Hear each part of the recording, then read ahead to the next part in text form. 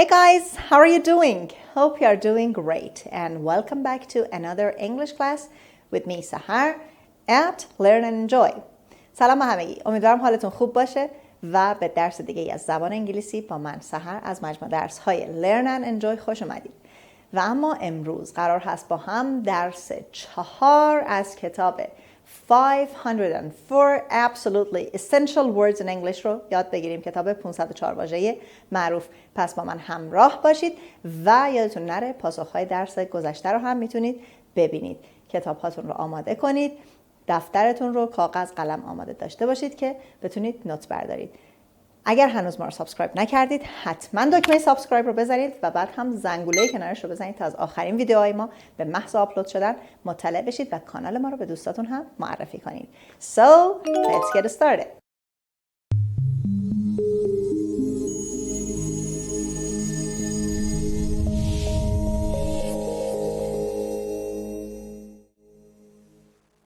و اما اولین کلمه امروز ۋeɪpər. ۋeɪpər. همینجا بهتون بگم اگر احیانا این کلمه رو جایی دیدید که با اویو نوشته شده بود غلط نیست. اسپلینگ بریتیشش با اویو نوشته میشه و امریکن با او آر هست. Vapor, the stress is on the first syllable. It means moisture in the air that can be seen or fog or mist. خب vapor به معنی بخار آب هست، moisture in the air، یا مه غلیظ. در واقع کلمه fog به معنی مه هست، mist هم به معنی مه هست، ولی در واقع mist مه غلیظ‌تر هست. تراکم mist از fog بیشتر هست. Now let's take a look at the first example. Scientists have devised methods for trapping vapor in bottles so they can study its makeup. خب دانشمندان روش‌هایی را ابداع کرده اند. have devised present perfect هست زمان جملمون. دانشمندان متدهایی روش‌هایی را ابداع کرده اند for trapping vapor، برای اینکه trap یعنی به تل انداختن، به دام انداختن، که حالا خب ما بخار که به دام نمیندازیم، میگیم برای نگه داشتن یا جمع آوریه. برای نگه داشتن بخار آب in bottles در شیشه so they can study its makeup تا بتونن مطالعه کنن. makeup اینجا یک کلمه است، جدا نوشته نشده و اسم هست. it's a noun. its makeup به معنی در واقع combination، برای اینکه بتونن ساختارش رو، ترکیبش رو مطالعه کنن. خب پس یک بار دیگه معنی شسته رفته جمله رو براتون بگم. دانشمندان برای نگه داشتن بخار آب در بطری روش‌هایی را ابداع کردند یا طراحی کردند که بتوانند ساختار آن را بررسی کنند. Example B. He has gathered data on the amount of vapor rising from the swamp. خب کلمه دیتا رو داشتیم که در درس‌های قبل اومده بود، معنیش رو می‌دونیم، به معنی داده ها یا اطلاعات هست. He has gathered data یعنی او اطلاعاتی جمع آوری کرده. gathered, collected. او اطلاعاتی جمع آوری کرده در مورد چی؟ on the amount of vapor. خب دقت کنید.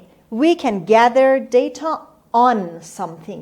وقتی میخوایم بگیم در مورد چیزی اطلاعات جمع آوری کردن، در مورد چیزی مطالعه کردن، با پرپوزیشن on میاد و شما باید حتما به این پرپوزیشن ها دقت کنید.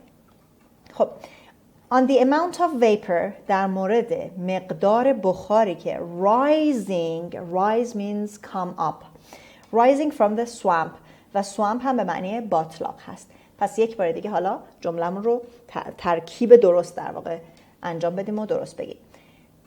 او اطلاعاتی راجع به مقدار بخاری که از باتلاق بلند می شود یا برمیخیزد جمع آوری کرده است. Example C. A vapor trail is the visible stream of moisture left by the engines of a jet flying at high altitudes. خب A vapor trail. trail یعنی مسیر یا رد. دیدین زمانی هواپیمای جت وقتی تو هوا میرن یه رد سفیدی دنبالشون باقی میمونه، به اون میگیم چی؟ vapor trail. خب a vapor trail is the visible stream of moisture. یعنی مسیر بخار عبارت هست از هست، حالا ما میگیم عبارت هست از، چون میخوایم توضیحش بدیم، در واقع توصیف کنیم. The visible stream، جریان قابل مشاهده‌ای، visible، جریان قابل مشاهده‌ای از رطوبت و moisture left by the engines، که به جا مانده از موتورهای engines of a jet، موتورهای جتی که flying at high altitudes، در ارتفاعات بالا حرکت میکنن. و اما altitude باز یه نکته داره، به معنی ارتفاع هست. فرقی که با کلمه height به معنی ارتفاع داره این هست که height ارتفاع هر چیزی، مثلا ارتفاع ساختمون رو میگیم height، ولی altitude در واقع به معنی ارتفاع از سطح دریا هست. پس این دوتا یک کوچولو با هم فرق میکنه. خب یک بار دیگه معنی جمله رو با هم مرور کنیم. مسیر بخار عبارت است از جریان قابل مشاهده‌ای از رطوبت که از موتورهای جتی که در ارتفاعات بالا پرواز می‌کنند به جا می‌ماند. Word number 2 is eliminate. eliminate. eliminate. خب همونطور که در کلمه دارید مشاهده می‌کنید، استرس کجاست؟ روی حرف ال هست. eliminate. The word has 4 syllables. eliminate. کلمه 4 سیلاب داره، اما استرس روی سیلاب دوم هست. eliminate. It means get rid of. یعنی از شر چیزی خلاص شدن، راحت شدن، رها شدن. remove یا برطرف کردن، از بین بردن، یا omit حذف کردن. پس eliminate به معنی حذف کردن، از بین بردن یا از شر چیزی راحت شدن هست. Example A. When the railroad tracks are raised, the danger of crossing will be eliminated. خب railroad که یعنی راه آهن، railroad tracks در واقع خود اون ریل ها هست دیگه. زمانی که ریل های راه آهن بالا برده می شوند، raised، برداشته می شوند، the danger of crossing will be eliminated. خطر تصادف، crossing، برخورد، خطر تصادف از بین می رود یا رفع می شود. یک بار دیگه میگم، زمانی که ریل راه آهن برداشته می شود یا بالا می رود، خطر تصادف برطرف می شود. Example B. When figuring the cost of a car, don't eliminate such extras as air conditioning. خب when figuring the cost of a car یعنی زمانی که دارید در مورد قیمت یک ماشین فکر میکنید، تصمیم گیری میکنید یا بررسی میکنید، cost به معنی هزینه هست یا قیمت. Don't eliminate، حذف نکنید. چی رو حذف نکنید؟ such extras، لوازم جانبی، لوازم اضافی رو از قبیل دستگاه تهویه هوا، ایر کاندیشنینگ ماشین. یعنی به خاطر قیمت بالا منظورش این هست که نیاد بگید خب این آپشن ها رو نمیخوام که ماشین ارزون تر در بیاد، چون بعضی از اینا واقعا ضروری هست. So I repeat the translation again. هنگام محاسبه قیمت اتومبیل یا هنگام تصمیم گیری در مورد قیمت اتومبیل، لوازم جانبی مانند دستگاه تهویه را حذف نکنید. Don't eliminate. Example C. If we were to eliminate all reclining chairs, no one would fall asleep while watching television. خب کلمه recline رو داریم که در درس‌های قبل اومده. reclining chairs به این صندلی های راحتی میگن، صندلی هایی که میتونیم روشون لم بدیم. خب اگر همه if we were to eliminate یعنی اگه مجبور میشدیم، اگه قرار بود تمام صندلی های راحتی رو حذف کنیم، no one would fall asleep. خب به کلمه asleep نگاه کنید، با A نوشته شده، A-S-L-E-E-P و دقیقا میخونیمش asleep. این با فعل sleep به معنی خوابیدن فرق داره. کلمه asleep به معنی خوابیده، خواب adjective هست و معمولا با فعل fall همراهه. fall asleep یعنی به خواب رفتن، یعنی خوابمون ببره. خب پس مفهوم جمله این هست که اگر مجبور می شدیم تمام صندلی های راحتی رو، یا اگر قرار بود تمام صندلی های راحتی رو حذف کنیم، هیچ کس موقع یا هنگام دیدن تلویزیون، هنگام تماشای تلویزیون به خواب نمی رفت، خوابش نمی برد. Word number 3. Villain.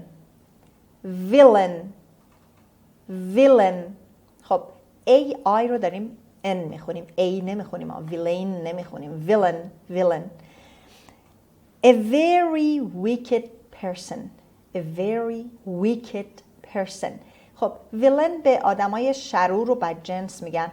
معمولا دیدین توی این کارتونای والت دیسنی همیشه یه ویلنی وجود داره، یعنی اونجایی که توی فیری تیلا، داستان شاه و پریا، یه آدم خوب هست و یه ویلن وجود داره که همه رو اذیت میکنه و همه از دستش آسیان. پس ویلن میشه آدم شرور.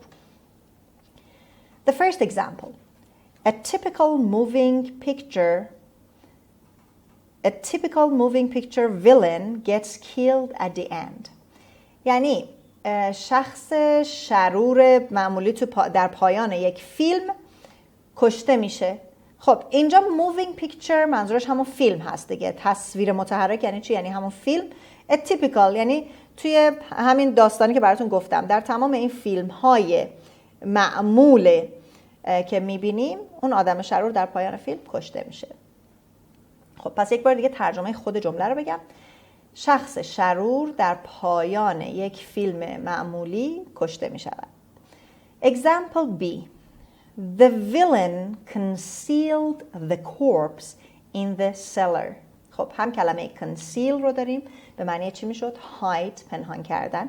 هم کلمه corpse رو داریم body of a dead person به معنی جسد، در درس‌های گذشته داشتیم. خب the villain concealed یعنی فرد شرور پنهان کرد جسد رو در زیرزمین یا سرداب. سیلر به معنی سرداب هست. پس فرد شرور جسد رو در زیرزمین یا سرداب پنهان کرد. Example C. When the villain fell down the well, everyone lived happily ever after.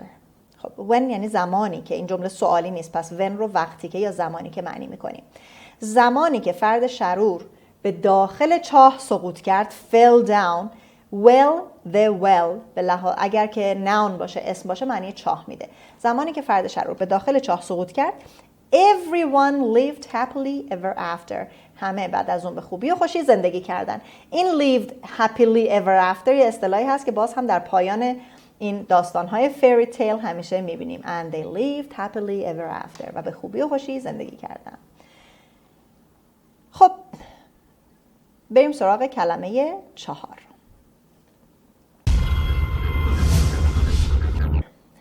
dense. dense. dense.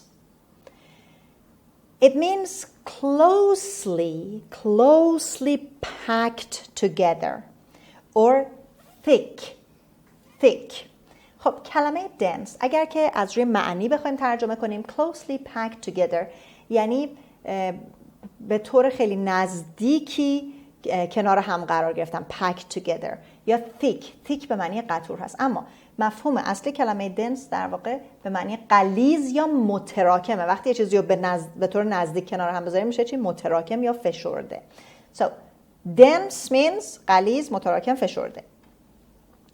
Example A.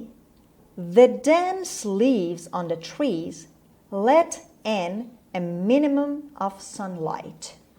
خب the dense leaves یعنی برگ های متراکم. پس برای برگ دیگه ما نمیتونیم غلیظ استفاده کنیم.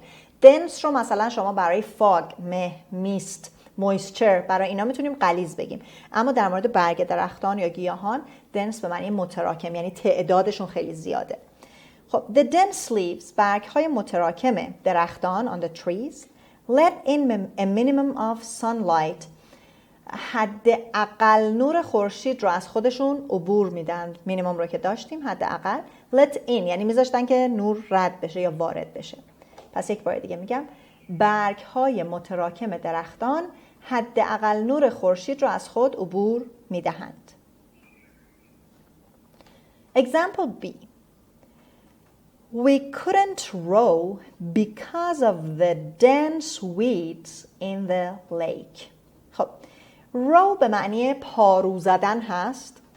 We couldn't row. ما نمیتونستیم پارو بزنیم. چرا؟ Because of the dense weeds.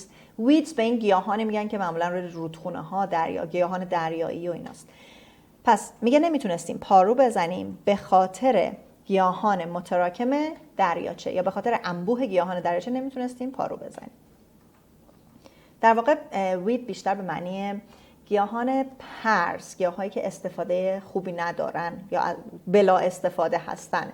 پلانت گیاهانی هستن که معمولا مفید و زیبا و جذابن برامون. Example C. His keen knife cut through the dense jungle. خب کلمه کین رو داشتیم. یکی از معنی های کین میشد sharp به معنی تیز. His keen knife یعنی چاقوی تیزش، چاقوی تیز اون آقا cut through the dense jungle از میان جنگل انبوه راه رو باز میکرد. کات به معنی بریدنه. منظورش اینه که حالا شخص داشته از یک جنگل انبوهی رد میشده و با این چاقوی تیزش مسیرش رو باز میکرده، این گیاهان رو میبریده. خب پس یک بار دیگه میگم، چاقوی تیزش راه را از میان جنگل انبوه باز میکرد. Word number 5. Utilize. Utilize. Utilize. خب کلمه utilize, stress is on you. It means make use of something. یه جورایی شبیه همون کلمه use هست. Utilize به معنی استفاده کردن، به کار بردن یا مورد استفاده قرار دادن. گاهی اوقات ما برای یک کلمه میتونیم چند کلمه در واقع معادل داشته باشیم که حالا بعضیاشون شاید یه کمی ادبی تر باشن که توی هر جایی به کار نرن. بعضی هم خب کلمات ساده تری هستن که ما در مکالمات و صحبت ها و استفاده های روزمره ازشون استفاده میکنیم. Now here utilize means make use of، به کار بردن، مورد استفاده قرار دادن. The first example. No one seems willing to utilize this vacant house. خب willing به معنی خواستن هست، مشتاق بودن و خواستن. میگه که هیچ کس به نظر نمی رسید که مایل به استفاده از آن خانه خالی باشد. یا حالا جور دیگه بخوایم معنی کنیم. اول کلمه seems رو براتون بگم. No one seems یعنی به نظر نمی رسید که کسی. seems به نظر رسیدن. No one seems willing یعنی به نظر نمی رسید کسی بخواهد، کسی مایل باشد از آن خانه خالی استفاده کند. Example B. The gardener was eager to utilize different flowers and blend them in order to beautify the borders. Beautify از کلمه beauty، beautiful میاد. beautify اینجا فعل هست به معنی زیبا سازی، زیبا کردن. خب gardener هم که میشه باغبان. The gardener was eager. eager به معنی مشتاق هست، صفته. The gardener was eager یعنی باغبان مشتاق بود to utilize different flowers که از گلهای مختلف استفاده کنه and blend them و اونها رو با هم ترکیب کنه in order to beautify the borders تا در واقع بتونه که مرزها رو، حالا این مرزها شاید مرزهای باغ بوده، مرزهای باغچه بوده، تا بتونه از اونها برای زیباسازی مرزها استفاده کنه. پس یک بار دیگه ترجمهش رو میگم. باغبان مشتاق بود از گلهای مختلفی استفاده کند و آنها را ترکیب کند تا مرزها رو یا گوشه ها رو زیبا کند، زیبا سازی کند. Example C. Does your mother utilize leftovers in her cooking? Does your mother utilize leftovers in her cooking? خب leftover یعنی باقی مونده ها. دیدین همیشه غذا وقتی میخوریم هیچ وقت این غذای کامل تموم نمیشه، همیشه یه مقداری leftover داریم، یک مقدار غذای باقی مونده داریم. خب میگه که آیا مادرت از اون غذاهای باقی مونده در آشپزیش استفاده میکنه که این روزها برای در واقع حفظ محیط زیست خیلی فشنبل هست، خیلی دیگه مد هست که به نوعی بیایم ابتکار به خرج بدیم، از left over ها استفاده کنیم و باهاش غذاهای جدید درست کنیم. Word number 6. Humid. Humid. Humid. خب باز هم کلمه humid. The stress is on the first syllable. The stressش رو قسمت اول هست. It means moist or damp. به معنی مرطوب، نمناک. برای آب و هوا ما میتونیم از humid استفاده کنیم. هوای مرطوب، هوای نمناک. Example 1. It was so humid in our classroom that we wished the school would buy an air conditioner. خب It was so humid in our classroom. یعنی هوای کلاس ما انقدر مرطوب بود که ما آرزو میکردیم که ای کاش مدرسه یک دستگاه تهویه بخرد. Example B. New Yorkers usually complain in the summer of the humid air. خب نیویورکرز یعنی نیویورکی ها، افراد ساکن نیویورک یا اهل نیویورک، معمولاً در تابستان از هوای مرطوب شکایت دارن، شاکیان. complain به معنی شاکی بودن و شکایت داشتن هست. Example C. Most people believe that ocean air is quite humid. خب یعنی بیشتر مردم بر این باورن یا بیشتر مردم عقیده دارن، معتقدند که هوای اقیانوس کاملا مرطوب است. خب این عقیده درستیه دیگه، هوا همیشه نزدیک اقیانوس و دریا چی هست؟ humid هست.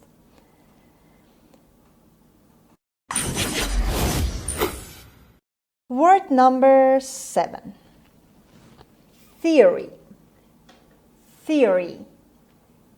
Theory. خب کلمه theory در زبان فارسی هم کاربرد داره، همون تئوری میگیم بهش و معنی حالا تحت لفظی کلمه explanation based on thought, observation or reasoning. خب theory رو اگر بخوایم ترجمه فارسی بکنیم میشه نظریه. کسی یه تئوری داره یعنی چی؟ یعنی یک نظریه‌ای داره. و اما حالا این نظریه خودش یعنی چی؟ explanation یعنی توضیحاتی بر اساس thought افکار، observation مشاهدات or reasoning در واقع منطق و دلیل آوردن. پس به این توضیح در مجموع میتونیم بگیم theory یا نظریه. خب بریم با هم به مثال ها برسیم. Example A. Einstein's theory is really too difficult for the average person to understand.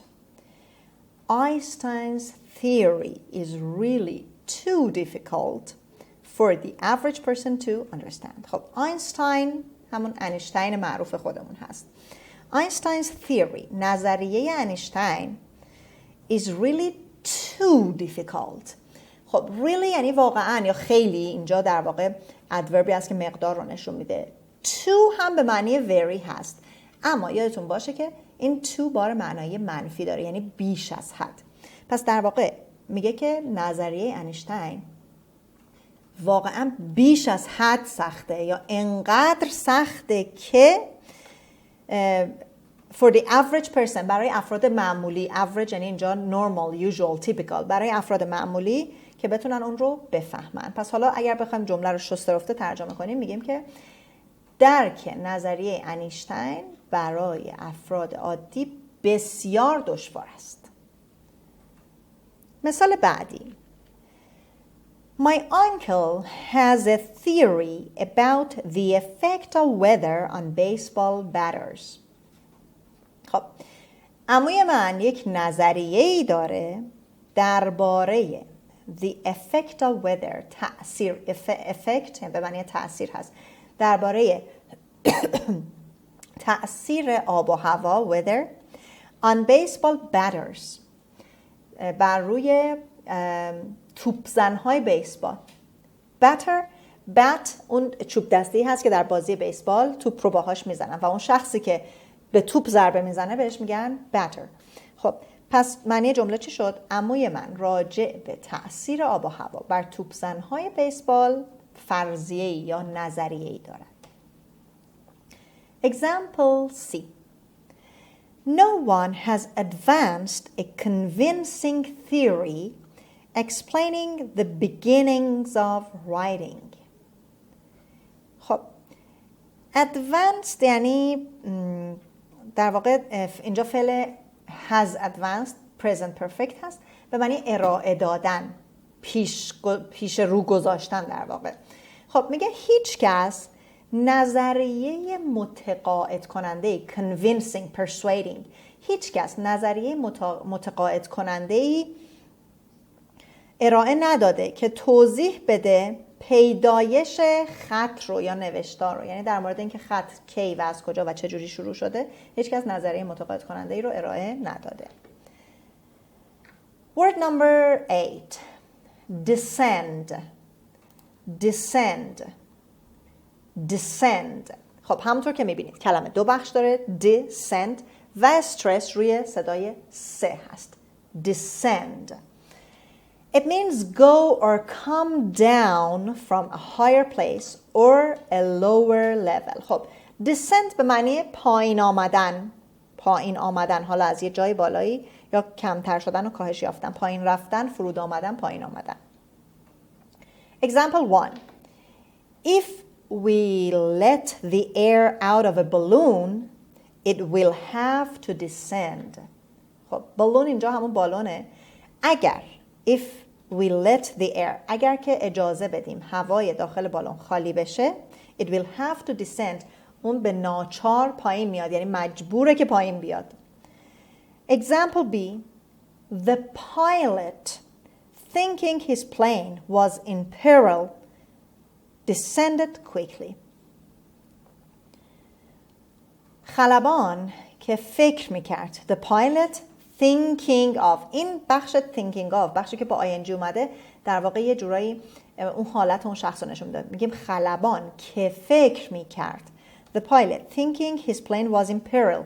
peril رو قبلا داشتیم به معنی danger میشد خطر. خلبان که فکر میکرد هواپیماش در خطر است descended quickly به سرعت پایین آمد یا به سرعت فرود آمد. Example 9. Knowing her beau was waiting at the bottom of the staircase, Eleanor descended at once. خب ما اینجا کلمه beau رو داریم. دقت کنید این کلمه همچین انگلیسی به نظر نمیرسه. البته beauty و beautiful بخش مشابه دارن. خب کلمه beau B-E-A-U beau به معنی زیبا در فرانسه هست، زیبا. اما این کلمه که از فرانسه به انگلیسی اومده اینجا به معنی حالا عاشق یا خاطرخواه اون شخص هست. خب knowing her beau was waiting at the bottom of the staircase, Eleanor.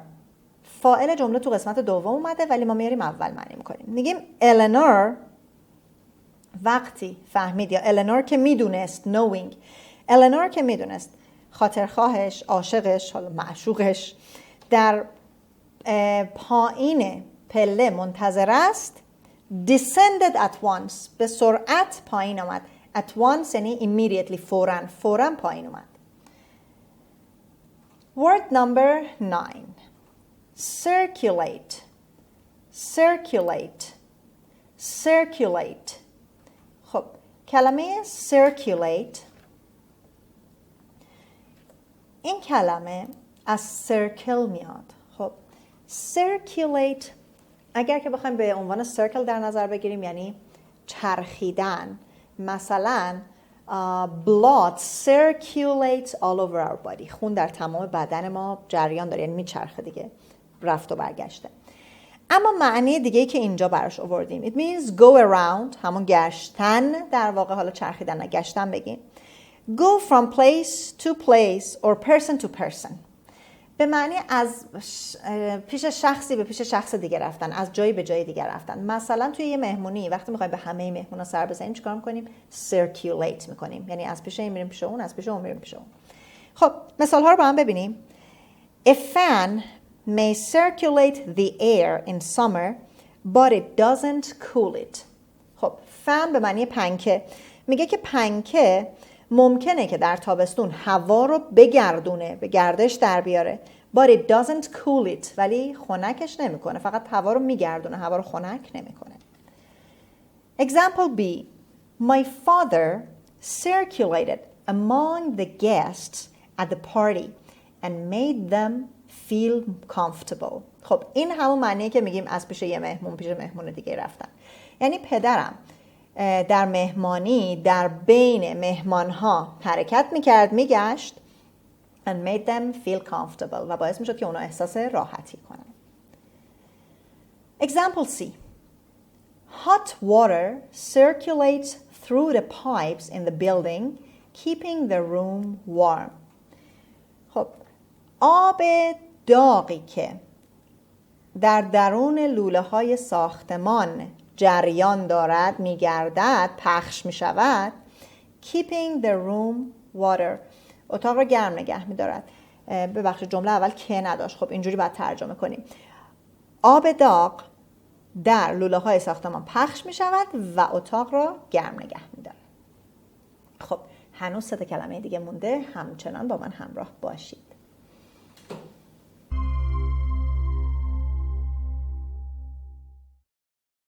Word number 10.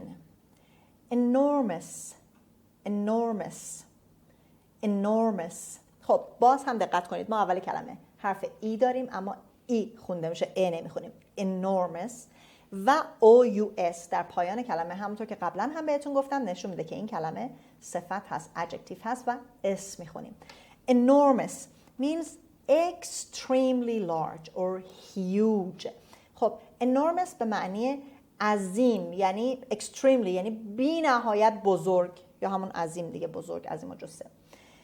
Example A. The enormous crab moved across the ocean floor in search of food. خب crab اول از همه، crab به این خرچنگ هایی که گردن میگم. ما 2 مدل خرچنگ داریم، یه لابستر داریم که بزرگه، درازه در واقع، یه crab داریم که گرده. خب the enormous crab، باز هم enormous چون با ای شروع میشه، با vowel شروع میشه، ما the قبلش رو میخونیم the enormous. یعنی خرچنگ عظیم و جسه moved across the ocean floor. The ocean floor یعنی کف اقیانوس. در کف اقیانوس حرکت میکرد in search of food، به دنبال غذا.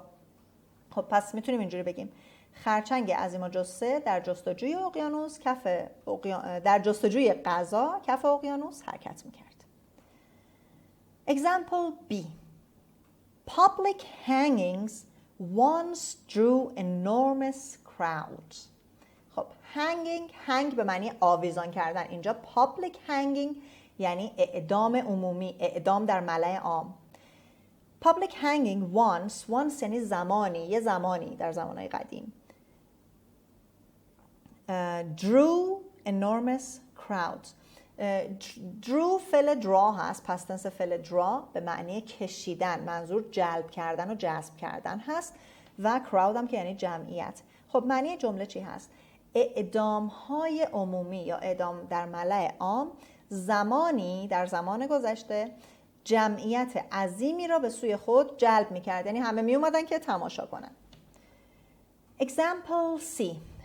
The gallant knight drew his sword and killed the enormous dragon. خب این جمله خیلی مربوط به ساینس فیکشن، داستان‌های علمی تخیلی دیگه. The gallant knight، gallant رو داشتیم در درس‌های قبل، به معنی brave میشد، یعنی شوالیه شجاع. خب دقت کنید کلمه night K-N-I-G-H-T مثل نایت شب خونده میشه، ولی داشتیم قبلا به معنی شوالیه. شوالیه شجاع، شوالیه دلاور. drew his sword. drew همون فعل draw هست به معنی کشیدن. ما برای شمشیر کشیدن هم این رو میگیم، یعنی شمشیرش رو از غلاف در آورد، شمشیرش رو بیرون کشید. and killed the enormous dragon O-N رو N میخونیم، و اژدهای عظیم و جثه رو کشت، و sword هم که شمشیر میشد. پس یک بار دیگه میگم شوالیه دلاور یا شجاع شمشیرش رو بیرون کشید و اژدهای عظیم و جثه رو کشت. Word number 11. Predict. Predict. Predict. It has 2 syllables. Predict. And the stress is on D. Predict. ما دیو محکم تر میگیم دیگه. It means tell beforehand. خب beforehand یعنی از قبل. tell beforehand چیزی از قبل گفتم، پس میشه چی؟ میشه پیش بینی کردن، یعنی قبل اینکه وقوع بیفته بگیم که این اتفاق میفته. Example A. Weatherman can predict the weather correctly most of the time. Weatherman جمع weatherman، هواشناس، هواشناسان. هواشناسان بیشتر اوقات هوا رو به درستی پیش بینی میکنن، آب و هوا رو به درستی پیش بینی میکنن. correctly اینجا قید هست، adverb هست، یعنی به درستی. Example B. Who can predict the winner of the Super Bowl this year? خب Super Bowl جام برتر هست دیگه، Super Bowl. و who can predict چه کسی میتونه پیش بینی کنه the winner برنده جام برتر امسال رو. به جام های برتر احتمالا راگبی میگن Super Bowl. Who can predict the winner of the Super Bowl this year? Example C.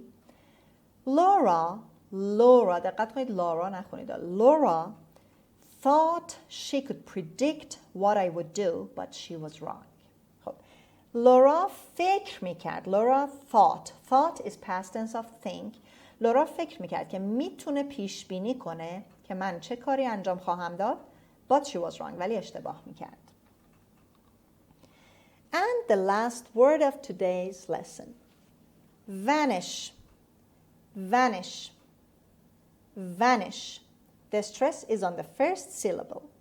It means disappear or disappear suddenly. Vanish یعنی ناپدید شدن، به طور ناگهانی ناپدید شدن. Example A.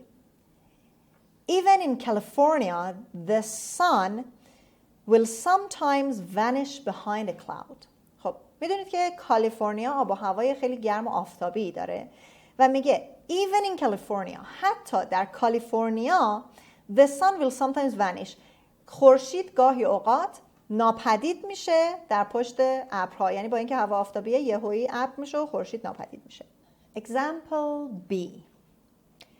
Not even a powerful witch can make a jealous lover vanish. یعنی حتی even یعنی حتی یک جادوگر قوی، یک جادوگر قدرتمند هم نمیتونه یک عاشق حسود رو غیب کنه، ناپدید کنه. یعنی اون عاشق حسود همه جا پیداش میشه، سر کلش پیدا میشه. And the last example of today's lesson.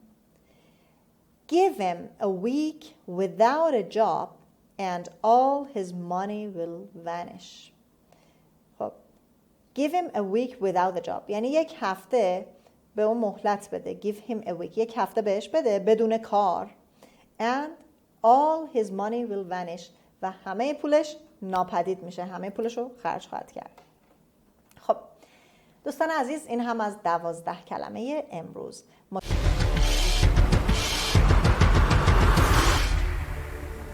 رسیدیم به بخش words in use که 12 کلمه ای که با هم یاد گرفتیم رو در متن میتونید ببینید.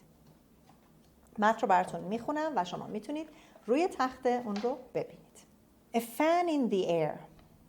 Fog, tiny droplets of water vapor, is the villain of the airports. In an effort to eliminate dense fog from airports, weathermen utilized giant fans, nylon strings, and chemicals dropped from planes or shot upward from strange machines on the ground. Nothing works as well, though, as a new weapon in the fight against fog. Helicopter. The helicopter. Researchers believe that if warm, dry air above the fog could somehow be driven down into the humid blanket of fog, the droplets would evaporate, thus clearing the air. In a recent experiment to test their theory, the researchers had a helicopter descend into the fog above barely visible Smith Mountain Airport near Roanoke, Virginia. The blades of the helicopter caused the air to circulate downwards and an enormous hole in the clouds opened above the airport. Weathermen predict that with larger, more expensive helicopters, they will be able to make the thickest fog vanish. خب ریدینگ رو با هم دیدیم و مطابق معمول در بخش آخر درس تمرین های این درس رو دارید که باید جاهای خالی رو با کلماتی که خوندیم حتما پر کنید و یادتون نره انجام بدید و پاسخ این درس رو میتونید در جلسه آینده ببینید.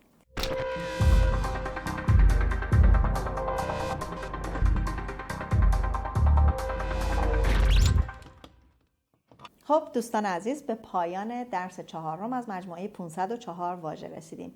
باز هم تاکید میکنم حتما کلمات رو مرور کنید و تمرین ها رو حل کنید. پاسخ اونها رو میتونید در ابتدای جلسه آینده ببینید. Till next session, take good care of you and goodbye.